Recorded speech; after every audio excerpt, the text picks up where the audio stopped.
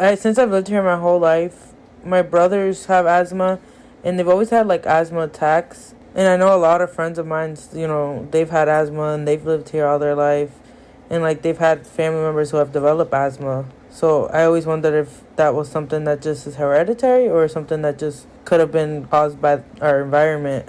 We are lucky that our children don't have asthma like many other children and their schoolmates have, and we know so many children who have chronic asthma. I have lived in East Boston since 2004. In 2014, I gave birth to my first daughter unexpectedly at 35 weeks. Then July 12th, 2016, at 35 weeks gestational age, I went into labor with my son.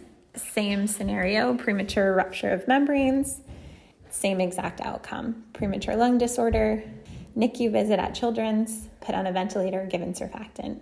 We saw a maternal fetal medicine specialist who, again, was shocked. She could not give us a reason other than environmental factors. So we're 5 blocks away from the airport. The smells on some days when the wind turns our way is so strong, so strong. It's like, it makes you want to just run inside.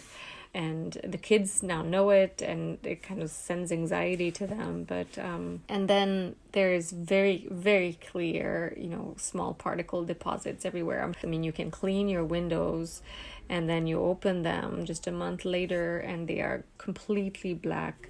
It gets dirty so quickly. This is the air we breathe. It makes me feel very upset that it has to happen in such a beautiful neighborhood like this, how there's so many families here.